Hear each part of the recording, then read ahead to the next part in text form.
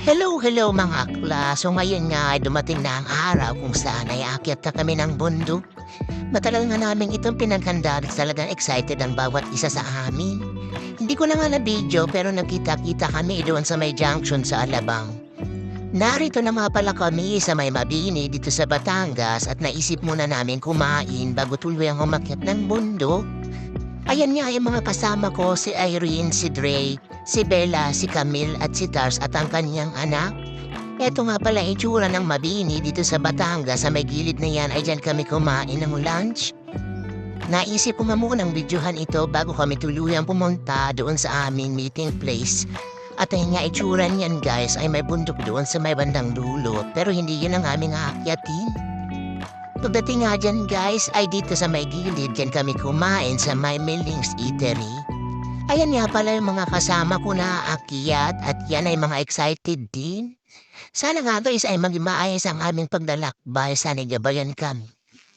Ayan nga sila guys at pagkatapos nga iyan ay nagbiyahe na ulit kami.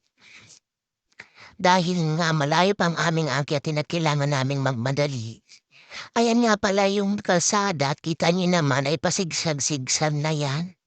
Talaga naman ang napakatarik ng aming pupuntahan kaya dapat ay hindi kami abuti ng gabi. At tingnan niyo nga yung kalsada na yan talaga paikot-ikot kami dyan. Eto nga dumating na kami kung saan kami magsisimulang umakyat. Sigurado mahaba-haba rin ang aming lalakbayin kaya dapat ay magsimulan. Eto nga prepare na ang bawat isa sa amin. Nakita ko nga itong si Tars at inaasikaso na ang kanyang anak. Kasama nga namin siyang aakyat at talaga namang napakagaling.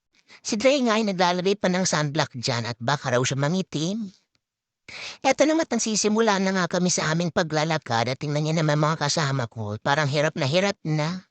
Wala pa nga kami sa kalahati niyan guys at sabi ng iba ay 1.5 daw ang aming oras ng paglalakbay.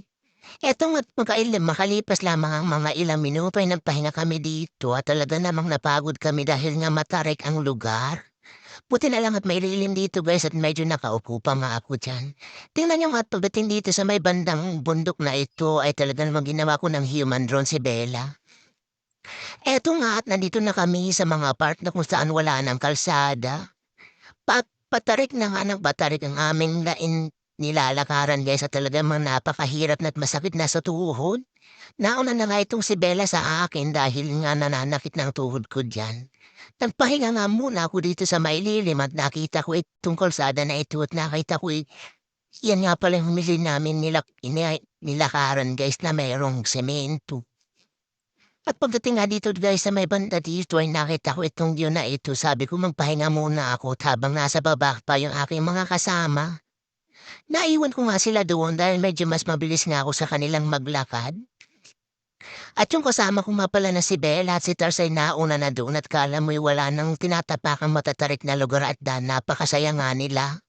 Naiwan nga nila ako dito at sabi ko i-videohan nga muna itong lugar na ito talaga naman napakaganda ng tanawin. Puro dagat ang nakikita ko.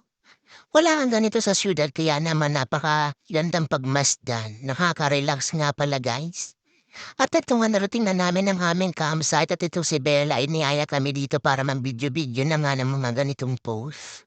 Ay nga ang saya-saya namin dahil narating namin ito at talaga namang super achievement tayo sa amin. At nga sa baba ang aming campsite dahil medyo patag doon at nakita pa namin itong isang apang na mag-isang naglalakbay. Mapangbahan na nga siya ng bundok guys dahil hindi siya mag-overnight dito. Tingnan nyo nga sinumpayan ni Bella diyan. Ayan na nga pala, napakagandang tanawin guys. Tingnan naman talaga namang breathtaking yan guys. Ayan ang aming campsite sa may bandang baba at ganyan kami matutulog at medyo patag doon. Nag-moment ako. Ayan na nga pala guys, yung pinapaview dito sa may bandang tuktok ng bundok. Tingnan nyo nga pagputok ng araw, napakaganda. Ayan nga ang aming pinanta dito guys. Talaga namang napakaganda nga talaga na tanawin dito sa may mga bulubog. Pagdating nga ng kinagarihan guys ay sobrang lakas ng hangin. Talaga namang binabagyo ang aming tent kahit wala namang bagyo. Nakahigaan na nga pala panig dyan guys at itong katabi ng siren ay tulog na habang kami nag-video-video pa dito.